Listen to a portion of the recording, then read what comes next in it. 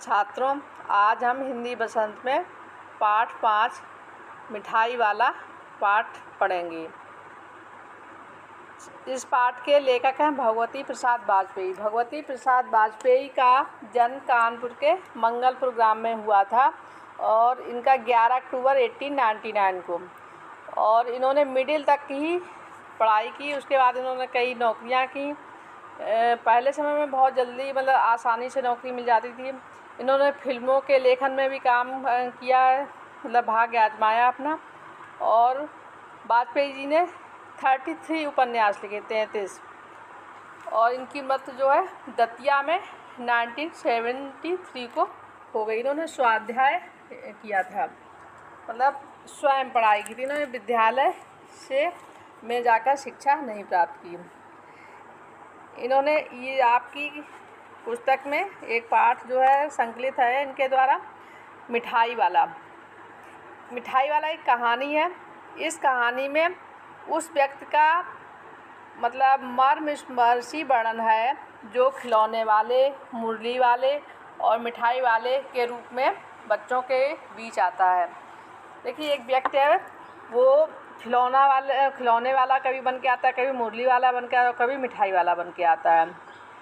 और उसे क्या है, उसके बच्चे जो हैं, उसके बीवी और बच्चे नहीं हैं। थे पहले, लेकिन अब जो इस समय जो कहानी में बताया गया, तो जब वो खिलौने वाला बनकर आता है, मुरली वाला बनकर, तो उसके बीवी बच्चे नहीं हैं और उनको शांति मिले उसे, इसीलिए वो आता है और उन्हें खुशियाँ देकर इन बच्चों के बीच जाता है और उन्हें खुशियाँ देकर अपने दुख को दूर करने की कोशिश करता है।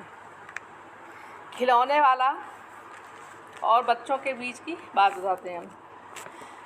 बहुत ही मीठे स्वर के साथ खिलौने वाला जो है गलियों में घूमता हुआ कहता है और बच्चों को बहलाने वाला खिलौने वाला अपने खिलौने बेचने के मादक और मधुर स्वर में गाता है। और बच्चों को बहलाने वाला खिलौने वाला, उसके मुंह से अधूरा सा वाक्य सुनते ही बच्चों में हलचल मच जाती है और छोटे छोटे बच्चों को जो है अपनी गोद में लिए युवतियाँ, बच्चों की माँ जो है चिकों से चिक्का क्या अर्थ है, जो पर्दा होती है, बांस की तीली की जो पर्दा बनाई जाती है, उसे उठाकर छज्जों पर नीचे झाँक करने लगती हैं। गलियों और उनके जो अंतर्व्यापी छोटे छोटे बगीचों में जो खेलते हैं बच्चे इठलाते हुए, तो वो सब दौड़ कर उस खिलौने वाले के पास आने लगते हैं। बच्चे खिलौने देखकर पुलकित होते हैं। पुलकित माने क्या होता है, बहुत प्रसन्न होते हैं और खुशी से आते हैं। फिर अपने माँ बाप को दिखा रहे थे। उनकी माँ रोहिणी ने पूछा कि कितने में लिया है। वो खिलौना वाला जो है एक बच्चे को खिलौना दे देता है, छोटी छोटी उंगलियों में दबे पैसे लेकर। जब वो आता है अपनी माँ से पैसे लेकर, बच्चे अपने खेल में मग्न हो जाते हैं और वह आगे बढ़ जाता है। मैं आपको संक्षिप्त में बता रही हूँ, कहानी बहुत बड़ी है। आप लोग पाठ पढ़ें और इसमें से जो भी आपको कठिन शब्द लगे उन्हें अंडरलाइन करें और उनका अर्थ पूछें। वैसे मैंने शब्दार्थ लिखाए हैं, ठीक है, उनको याद भी करना है। तो खिलौने देखकर बच्चे जो बहुत पुलकित होते हैं। बच्चे अपनी तोतली आवाज़ में उनका मूल्य पूछते हैं। वह बच्चों की छोटी छोटी उंगलियों में दबे पैसे लेकर खिलौने दे देता है। बच्चे अपने खेल में मग्न हो जाते हैं और वह खिलौने वाला जो है आगे बढ़ जाता है। राय विजय बहादुर के बच्चे चुन्नू मुन्नू भी खिलौने लाए थे और खुशी से अपने माँ बाप को दिखा रहे हैं। उनकी माँ रोहिणी ने पूछा कि कितने में लिया है। मुन्नू बोला 2 पैसे में। रोहिणी सोचने लगी कि इतने सस्ते में वह खिलौने कैसे दे गया। इस विषय में उसने ज़्यादा सोचना ठीक नहीं समझा।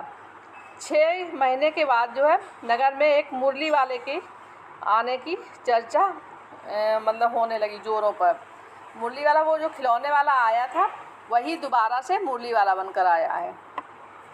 लोग मानते थे कि वह मुरली बजाने में काफ़ी निपुण है। निपुण का अर्थ होता है चतुर है।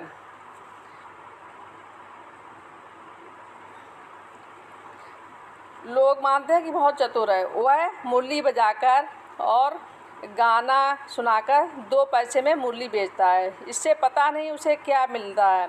मुरली वाला 30 या 32 साल का होगा।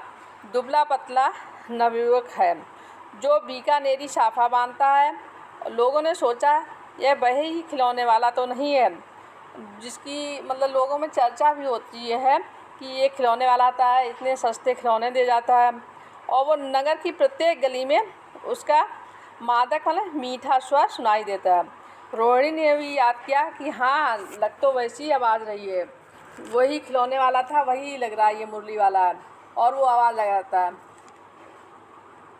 उसने अपने पति से चुन्नू मुन्नू के लिए मुरली लेने की बात कही। उसके पति विजय मुरली वाले को आवाज़ दी।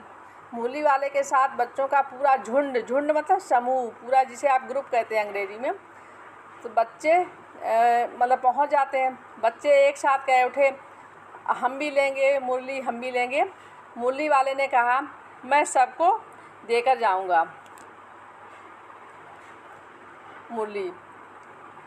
विजय बाबू के दाम पूछने पर उसने बताया कि 2-3 पैसे की है, पर 2 पैसे मैं लगा दूंगा। 3 पैसे की है लेकिन मैं 2 पैसे में लगा दूंगा। विजय बाबू बोले, तुम लोगों को तो झूठ बोलने की आदत ही है। सभी को 2 पैसे में देते होगे, पर मुझ पर एहसान दिखा रहे हो। कि मुरली वाले ने बताया कि 1000 मुरलियाँ एक साथ बनवाने पर यह 2 पैसे की पड़ी हैं। विजय बाबू ने उससे 2 मुरलियाँ ली। मुरली मतलब जो बांसुरी होती है उसे, और अन्य बच्चों को मुरलियाँ देकर वह चला गया। एक बच्चे के पास पैसे नहीं थे। उसने उस बच्चे को अपनी माँ से पैसे लेने का उपाय बताकर एक मुरली दे दी और कहा, अपनी माँ से पैसे ले आओ, और चला गया। मुरली वाला काफ़ी दिनों तक वापस नहीं आया, पर क्या अपनी सहृदयता और सस्ती मुरलियाँ बेचने की अमिट छाप जो है, मतलब कि लोग उसकी चर्चा करने लगे कि इतनी सस्ती और इतनी अच्छी मुरलियाँ वो बांसुरी कैसे दे गया। तो वो सभी के ऊपर जो है उसका असर पड़ा। उसकी स्नेह शक्ति आवाज़ को रोहिणी एक बच्चे की माँ का नाम है, तो वो अक्सर याद करती थी। सर्दियों के दिन थे। एक बार वो 8 महीने बाद, अब की बार पहले आया था, फिर उसके 6 महीने बाद आया, इस बार वो 8 महीने बाद आया, पर अपने नए रूप में। अब की बार वो मिठाई वाला बनकर आया।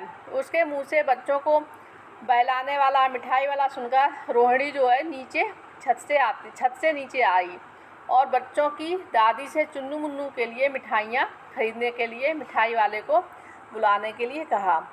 घर में कोई बड़ा न था, इसलिए वह चिक्की ओट मतलब आड़ में बैठ गई। मिठाई वाले ने आते ही पूछा, कितनी मिठाइयाँ दूँ? ये खट्टी मीठी जायकेदार हैं, जो देर तक मुंह में रहती हैं। 1 पैसे की 16 का भाव उसने बताया।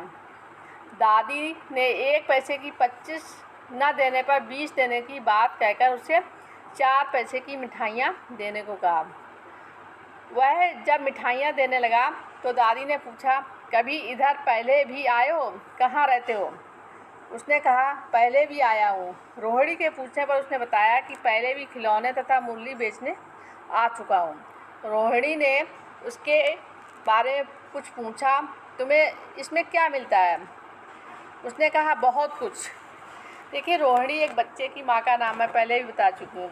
तो वो जो है इससे जब वो मिठाई बेचने के लिए आया है तो उससे ये बात कर रही है उसकी रोहिणी बच्चे की माँ। तो उससे कहती है कि तुम्हें इससे क्या मिलता है? सस्ता सामान बेचने का कारण दूसरों को खुशी देने की लालसा मतलब इच्छा। दादी और रोहिणी के ज़्यादा पूछने पर उसने बताया कि कभी वह भी नगर का धनी व्यापारी था।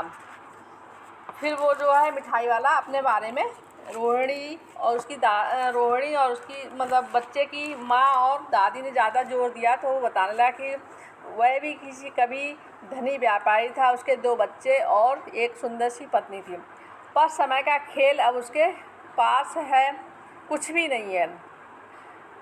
मिठाई वाला कह रहा है कि ये समय का खेल है, अब मेरे पास कुछ भी नहीं है। वह अपने उन्हीं बच्चों की खोज में निकला है। मतलब वो खिलौने, मिठाइयाँ और मुरली ये सब बच्चों को सस्ते में देकर उसे मतलब अपने बच्चों की झलक उसमें पा जाता हूँ। मतलब वो कह रहा है मिठाई वाला कि मैं ये सब जो है, ये बच्चे इतने खुश होते हैं, हंसते हैं, उछलते कूदते हैं, तो मैं इनमें अपने बच्चों की झलक पा जाता हूँ। मुझे लगता है कि इन्हीं मेरे बच्चे, मतलब हमारे ही बच्चे उछल कूद रहे हैं।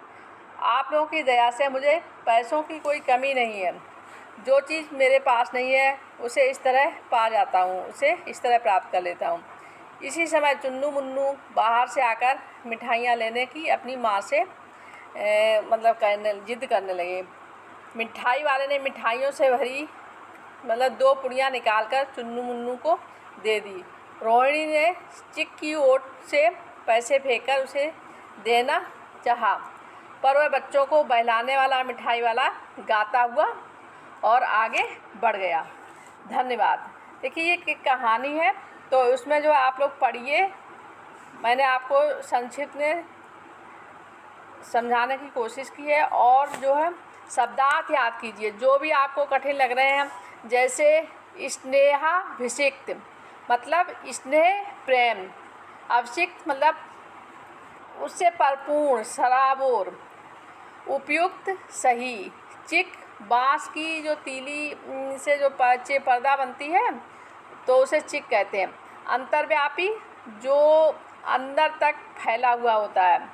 उद्यान मतलब बगीचा। जायकेदार स्वादिष्ट।